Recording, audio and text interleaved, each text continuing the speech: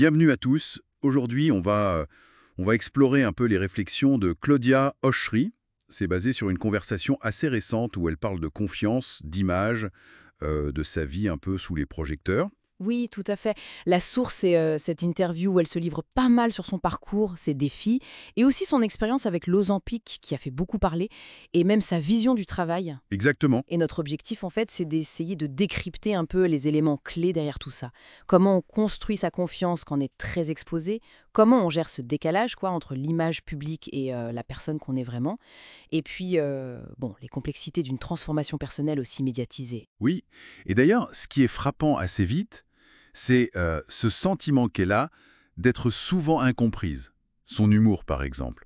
Elle dit elle-même que ça peut la faire passer pour folle ou outrageuse. C'est ça. Et que ça masque en fait une partie d'elle plus douce, plus sensible, qu'elle montre moins facilement. Ah oui, ça illustre parfaitement ce que j'appellerais un peu le paradoxe de l'influenceur, vous voyez. C'est-à-dire que plus on est visible, plus l'authenticité devient une sorte de performance, en fait. Et du coup, on protège son jardin secret de manière assez farouche. La peur du jugement, quoi.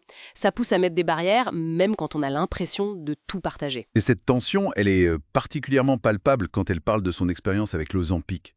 Donc ce médicament pour le diabète à la balle, mais bon, utilisé pour la perte de poids. Oui. Elle raconte la pression qu'elle a ressentie pour partager ça. La honte, au début, d'utiliser un médicament. Mais aussi la fierté, finalement, d'avoir repris le contrôle sur son poids. Mhm. Elle parle des aspects positifs, hein, le changement de vie, les nouvelles opportunités, même envisager la maternité plus sereinement. Mais elle mentionne aussi des critiques, parfois violentes. L'accusation de voler le médicament aux diabétiques, par exemple. Bah oui. Et son récit, il montre très bien cette injonction paradoxale de notre société. D'un côté, on juge les corps qui sortent de la norme, et de l'autre, on juge tout aussi sévèrement les moyens qu'on utilise pour y remédier.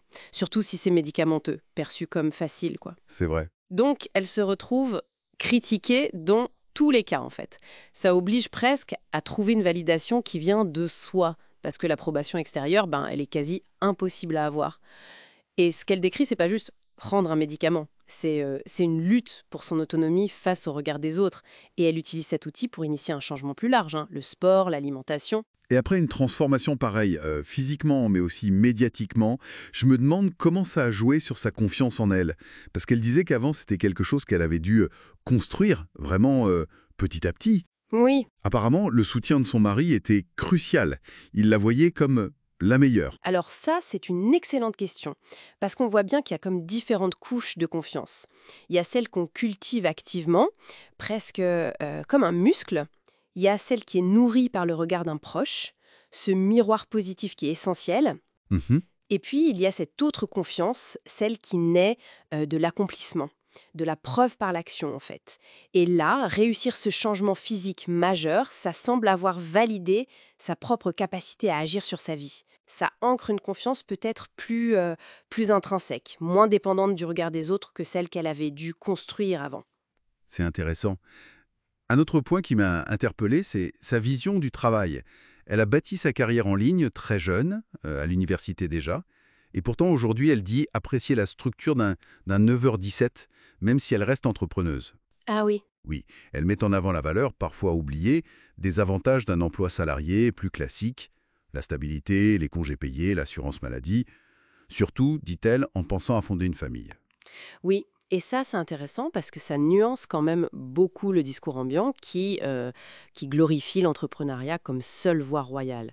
On sent chez elle une reconnaissance de la paix d'esprit que peut apporter un cadre plus traditionnel. C'est ça. Et on peut se demander si c'est juste l'appréciation de la stabilité ou si c'est aussi une réaction à l'épuisement que peut générer une carrière d'influenceuse menée à fond depuis si longtemps, avec cette pression constante de créer, de s'exposer. La structure offre peut-être un contrepoids nécessaire finalement. Tout à fait. Donc, en résumé, ce qu'on retient de cette discussion, c'est vraiment la complexité de gérer son image publique, l'intensité aussi du parcours personnel autour du poids, de la confiance, et puis une certaine maturité dans ses réflexions sur les choix de carrière, de vie perso, de famille. Exactement. Et ça nous laisse peut-être avec cette question, pour nous tous finalement, à quel point est-ce qu'on laisse les regards extérieurs, les perceptions des autres, façonner notre confiance et guider nos décisions. L'expérience d'Auchery, qui navigue sans cesse entre le partage nécessaire à son métier et la protection de son intimité, ça illustre bien cette tension. Jusqu'où peut-on vraiment s'affranchir du jugement pour tracer sa propre route? Surtout quand cette route est, par définition, sous les feux de la rampe. C'est une question qui dépasse largement son histoire, je crois.